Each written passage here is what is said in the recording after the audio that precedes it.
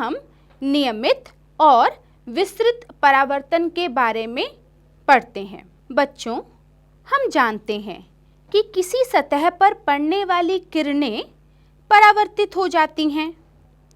जब परावर्तन दर्पण जैसे किसी पॉलिश की गई सतह से हो रहा हो तो इसे नियमित परावर्तन कहा जाता है। जल की सतह, चमकीली टाइल्स की सतह से प्रकाश का परावर्तन नियमित परावर्तन का उदाहरण है। नियमित परावर्तन प्रतिबिंब बनाने में समर्थ होता है। इसलिए जब भी हम किसी चमकदार तल को देखते हैं तो उसमें हमें अपना प्रतिबिंब दिखाई देता है। लेकिन जब प्रकाश की किरण किसी दीवार या किसी लकड़ी की बनी सतह पर पड़ती है तो होने वाले परावर्तन को विस्तृत परावर्तन कहा जाता है। इस स्थिति में हमारा प्रतिबिंब भी नहीं बनता। इसलिए हमें दीवार या लकड़ी के मेज में कोई प्रतिबिंब नहीं दिखाई देता। विस्तृत परावर्तन में प्रकाश की किरणें भिन्न-भिन्न दिशाओं में परावर्तित हो जाती हैं। हमारे नेत्रों तक पहुंचने वाला प्रकाश सामान्य रूप से विस्तृत परावर्तन का ही परिणाम होता है। आइए बच्चों, अब हम बहुप्रतिबिंब के बारे में जानते हैं। बच्चों, दो समतल दर्पण लेकर टेप की सहायता से इन्हें जोड़ें। ध्यान रहे कि दर्पण आसानी से अलग-अलग कोणों पर मुड़ जाए। अब दिखाए अनुसार दर्पणों को एक कोण पर सेट करें। दर्पण के सामने कोई भी वस्तु जैसे कि मोमबत्ती, बॉल या पेंसिल रख सकते हैं। इसका प्रतिबिंब हमें दर्पण में दिखाई देता है। अब दोनों दर्पणों के बीच कोण को बदलिए, अर्थात जो जोड़े गए दर्पण हैं उन्हें एक दूसरे के निकट ला सकते हैं या दूर ले जाइए। आप देखते हैं कि जैसे जैसे दर्पणों के बीच का कोण बदलता है उसी प्रकार बन रहे प्रतिबिंबों की संख्या भी बदल जाती है। तो बच्चों, क्या आप इन प्रतिबिंबों के बनने का कारण बता सकते हो?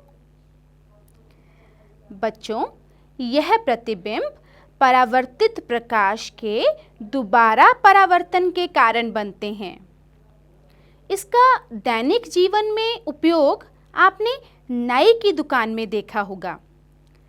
जब हम अपने बाल कटाने जाते हैं, जब अपने सर के पीछे के बाल देखने के लिए नाई आपको सामने लगे शीशे में अपना प्रतिबिंब हाथ में पकड़े हुए दर्पण में देखने के लिए कहता है।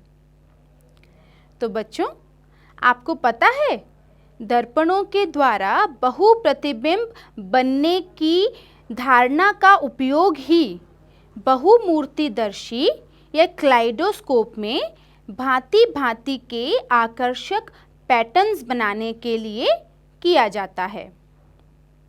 आइए बच्चों, हम अपना एक क्लाइडोस्कोप बनाते हैं।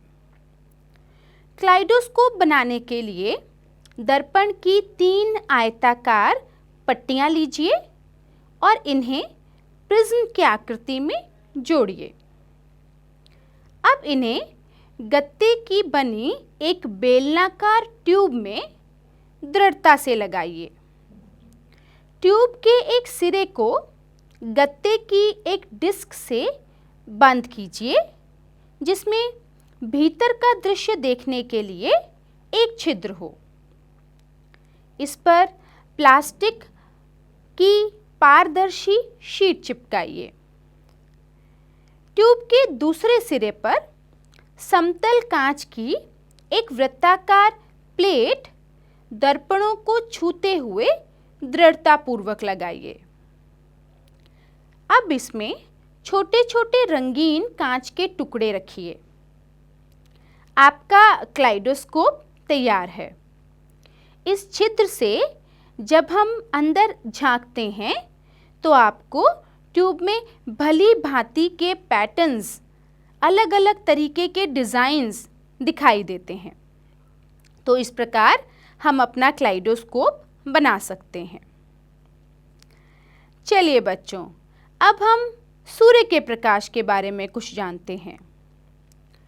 आपने वर्षा के पश्चात आकाश में इंद्रधनुष या सतरंगी पिंक को अवश्य देखा होगा। क्या आपको पता है, इंद्रधनुष प्रकाश के विक्षेपण के कारण बनता है। आइए एक क्रिया के द्वारा जानते हैं कि प्रकाश का विक्षेपण किसे कहते हैं। एक कटोरी लीजिए, उसमें जल भरिए, फिर कटोरी में एक समतल दर्पण को लंब रूप में रखिए। इस व्यवस्था को किसी खिड़की के निकट इस प्रकार से रखें कि दर्पण पर सूर्य का प्रकाश सीधा पड़ सके, और कटोरी की स्थिति को इस प्रकार से रखें कि दर्पण से परावर्तित होने वाला प्रकाश किसी श्वेत दीवार पर पड़े।